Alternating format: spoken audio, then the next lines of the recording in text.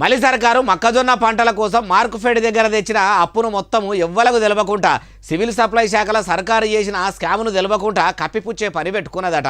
అగో అట్టెందుకు చేస్తుంది అంటే అన్ని ముచ్చట్లు కేటీఆర్ సార్ చెప్తుండు.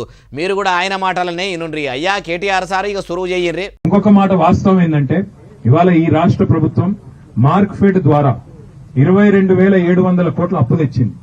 కానీ 22,700 కోట్ల అప్పు వీళ్ళు సివిల్ సప్లైస్ కార్పొరేషన్ లో చేసిన స్కామ్ వల్ల ఈడికెళ్లి పైసలు అటుమలుపుతాను. ఈయనరా ఏమంటుండో ఇంకా మస్తుగానే అన్నాడు మొత్తం ముచ్చటి నుండి. వరి కొనుగోళ్లకు సివిల్ సప్లైస్ కార్పొరేషన్ అనే సంస్థ ఉంటుందో, మార్క్ఫెడ్ ఏమో మొక్కజొన్నలు కొంటది, సివిల్ సప్లైస్ కార్పొరేషన్ ఏమో వరి కొనాలి, వడ్లు కొనాలి.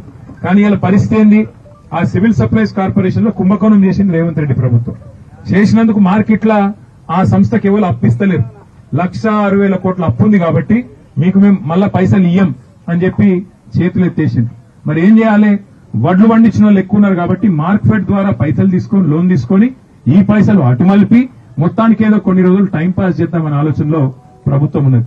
ఇంకిత ముచ్చట కూడా ఉన్నది. ఆయనతో అది కూడా నుండి తప్పైతే వ్యవసాయ శాఖ మంత్రి గాని రాష్ట్ర ప్రభుత్వంలో ఉన్న బాధ్యత గల మంత్రులు గాని నేను చెప్పింది తప్పని రుజువు చేయాలని చెప్పి నేను సవాల్ చేస్తున్నా.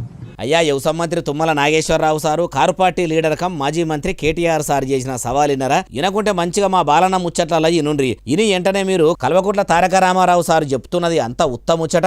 షెయి సర్కారు అసొంటి స్కాములు చేయలేదు, మార్కుపేట పైసలు మాయం చేయలేదని ఆధారాలు చూపెట్టి మీ కాంగ్రెస్ లీడర్ల పాతివ్రత్యాన్ని ప్రజలకు ఎరకయ్యేటట్టు చెయ్యండి. లేకుంటే నిజంగానే మీ షెయి సర్కారు అవినీతి చేసింది కావచ్చు, అందుకే కొనుగోలు కేంద్రాల కాడ అన్నదాతలను అవస్థలు పెడుతుండ్రని పబ్లిక్ అనుకుంటారు అంటుండ్రు ఈ ముచ్చటిన్నోళ్ళు.